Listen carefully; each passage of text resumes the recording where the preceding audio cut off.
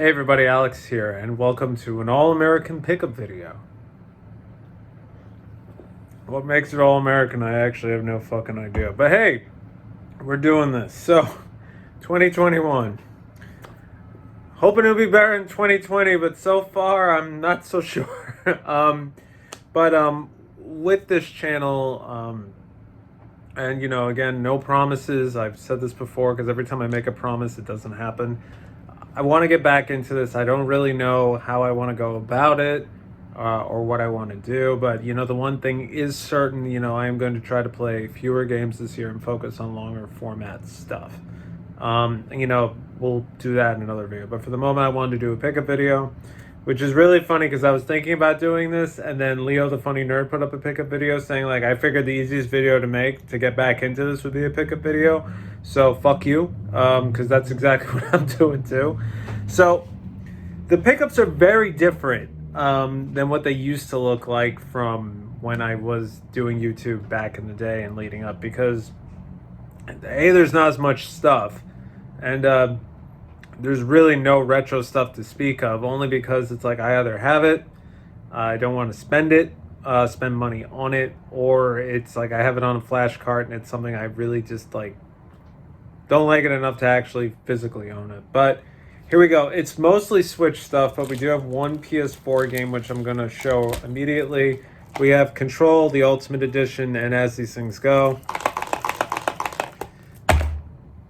It drives me nuts. Anyway, so Control. I originally bought this used. Not when it came out, but maybe like a month or two later, because, it's from Remedy, Alan Wake, Quantum Break, which I actually really enjoyed, and Max Payne.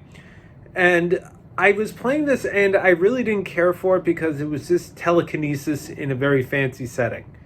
And anything with telekinesis for me is cool, but after several hours of throwing rocks at things like this, it gets kind of old hat.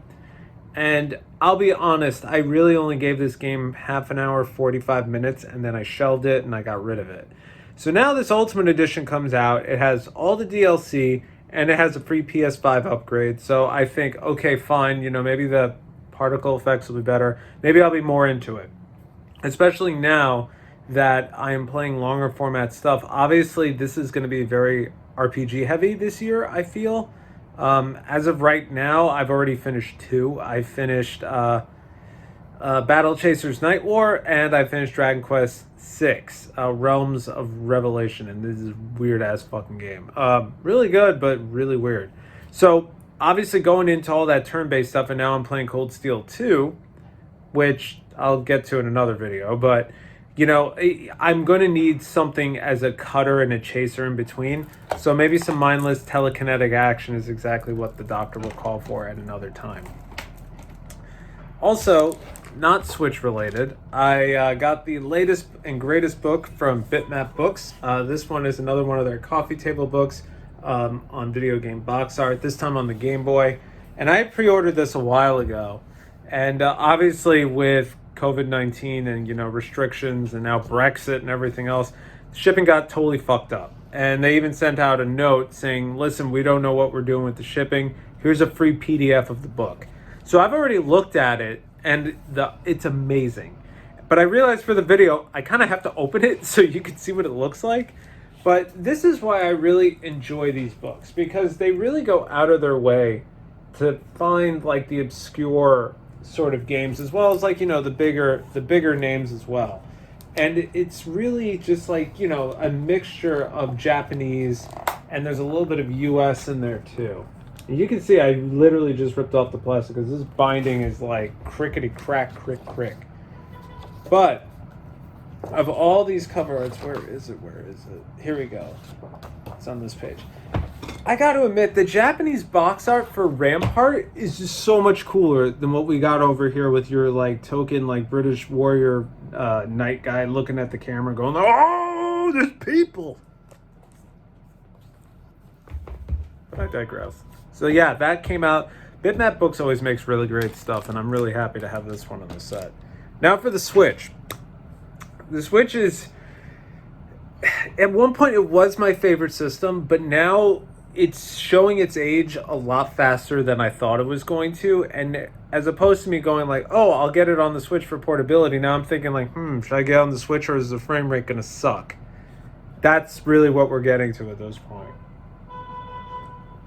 So whenever I do buy a Switch game now, I'm literally taking it as how I took Nintendo systems, where is it a Nintendo exclusive? Because if that's the case, I have no choice but to get on the Nintendo system.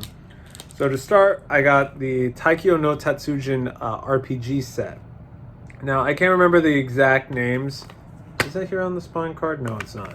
I can't remember the exact names, but these are pretty much re-releases from the two Taikyo no Tatsujin rhythm RPG games that are on the 3DS. And my 3DS was originally modded, or hacked rather, to play region-free stuff.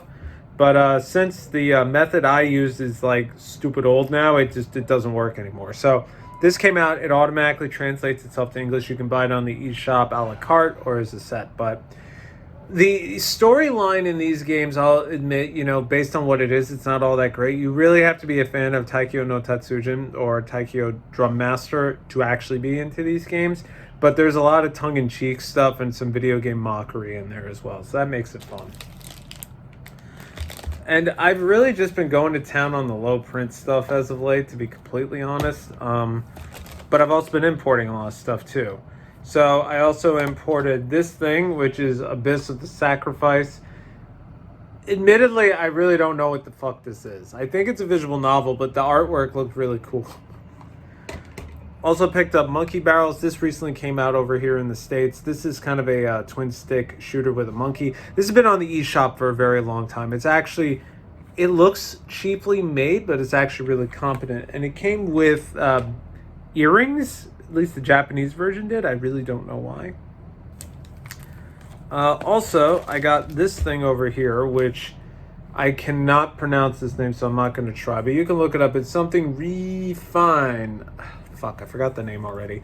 So this was originally a mobile game that was ported to the Switch. And that's another thing that I'm starting to get a little with the Switch is it's really becoming like a mobile feeding ground these days, and it's getting kind of old hat. But this one it's actually really well regarded from what I understand. I watched a review of it and it looks interesting. But this set is like the day one.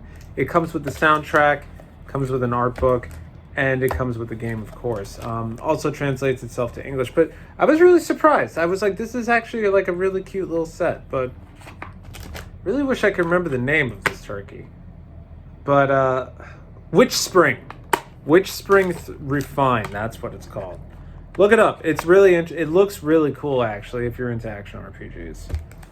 Also grabbed a physical copy of Morbid 7 Acolytes. This is kind of an isometric Souls style game. I do not know why Merge Games did not put this out in the States. So far, it's European only, and I know they had their signature set, but it hasn't gotten a US release, which I'm actually really confused about. I don't know if maybe it's coming later or maybe it didn't sell well. I have no idea, but I got this from one of the import websites I go to, and it was actually, I think it was like $3 or $4 less than the digital version, even after the day one discount, so I just went ahead and bought it. Obviously, the plastic's still on it, so I haven't played it yet. Super Rare Games, I picked up a copy of Freedom Finger. This is a really fun shoot 'em up. Highly recommend. I actually have this digitally, but I enjoyed it enough where I wanted to get this. Really funny. And then Yes, Your Grace. I was kind of 50-50 on this. This is more of like a simulation royalty drama thing, I guess you could say. Pretty much you're the king of this kingdom, and you live with your family and your obnoxious kids. And it's one of those, you make a decision, you live with the ramifications things, and you have to take care of the people, and there's a whole overarching plot with an invasion. In the meantime, there's an arranged marriage. So it's kind of cool because you're really kind of directing how the story goes in this case. But it's done in kind of an adventure game style where you're going left to right and, you're having these conversations. And certain things you do will block out other things. Each day you get to hear from the townspeople, and people will come up saying like, hey, we need more crops. You can give them money, but maybe you as the king don't have enough money because you invested in, armaments for the castle, for the pending invasion sort of thing. So it's really cool in that regard. I think it definitely benefits from multiple playthroughs. It's on Game Pass. That's actually where I played a majority of it. But since I work from home now, and oh yeah, I don't know if I mentioned, my girlfriend is now my fiance. Did I know a bunch of you know this, but I don't think I ever mentioned it here in the video. Yeah. So my fiance also works from home, so she works out in the living room, so the whole playing at the TV thing doesn't really work right now. And based on what she does, sometimes she needs to have privacy to speak with clients. So the Switch is probably going to be the go-to in this case, which is part two to the whole thing, because now with the PS5, I now have a PS4 in this room. So if I want to play something on the PS4 or the anything on PSN or watch a movie, I got it over here, so that works out. Now, also from the import scene, my copy of It'll Do 1 finally came in from First Print Games. And I have to say, first off, this set is really nice. I will definitely not lie about that. But in terms of, I understand the pandemic, I understand the delay in shipping, I understand this, I understand the post office didn't do this, I get it. I get it. Like, no fault on them. But from a customer service perspective, that's not my fucking problem. You know? They had given an option to either wait till everything resolved, or you could pay like $10 to have it FedExed. And I'm thinking, okay, so I already paid, I think it was like $40 for this $20 digital game. Why would I pay an extra $10 just to get it immediately? Like, to me, that didn't make any sense. Which then made me wonder why I ordered it in the first place. But then after 6, 7, 8 months, they finally said, okay, stuff isn't changing, so we're going to give you this other option, which will take another 30 days to get to you anyway. So pretty much this shipped out in, I think, it was supposed to ship out in, I want to say March, which is when everything happened. So of course, delays, I get that. But I didn't get it until, I think, November because of everything. And there was tons of other options, but I feel like, yes, you gave us the option, the buyer, to spend more money. I get that. But the in-between option, I think, just sucked, to be completely honest. And it was one of those things where they even said, do you want to pay more? I said, no. I'll fucking wait. And I'll bitch and moan about waiting, of course, because that's how I roll. But I didn't get it. Like, I understood the delay. I understood why. I understand everybody's struggle. I got it. I understood. But I just feel like the resolution they gave, considering this, I think, was their second release, just really, it could have been handled a little bit better. And then, I think since then they've only released one other game, which, they're based out in Japan too, I should mention.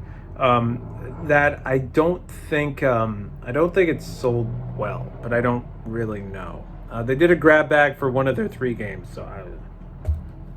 But I also, all right, rant over. I also got a physical copy of Wallachia from VGMY Soft. That's Video Games New York. This is like their physical release platform now too.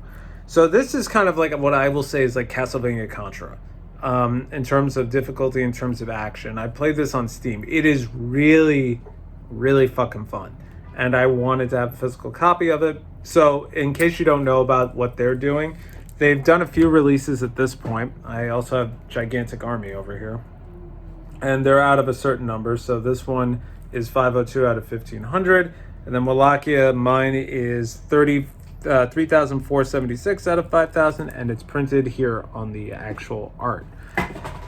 Whatever. And then they have this game is also sold in the PAL territories. PlayAsia has a allotment, and then Video Games Plus out of Canada has their own special allotment. And they have it tailored where Canada gets an exclusive one, and if you're in the US, you can't order from Canada and vice versa. So that way it's total coverage, which is actually really good. But this game is awesome. I highly recommend you play it any way you can. But I think I'm going to finish on the Switch because at this point, this is something where I'm not holding on to it for the purpose of collecting. It's actually to fucking play. And I've really taken, unless it's something I buy from like a Best Buy or an Amazon, I tend to keep things sealed up until the like the return window's over, because stuff drops in price. Like Puyo Puyo Tetris 2. Day one, $39.99, maybe 4 days later, $29.99. And it's a lot easier for me just to return it sealed than to do the whole flim flam and wait. I actually finished Puyo Puyo Tetris 1 maybe 2 weeks ago. I went through the entire story mode. And I will tell you, the story is really funny. But in terms of the gameplay, it gets really fucking difficult towards the end with some of the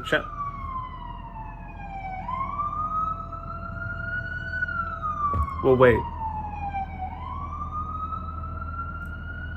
It gets really fucking difficult with some of the challenges, but I opened up this one just to redeem the points. But if it's anything like the first one, I'm definitely going to enjoy this a lot. I've heard that there's a little bit more of an RPG mechanic to this one, so it should be interesting. But I think that's where we're going to leave it today.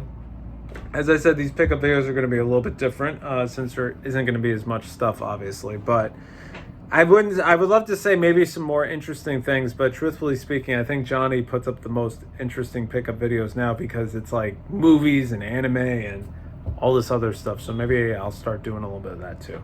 But anyway, I've been Alex, and I'll see you all in the next video. Take care.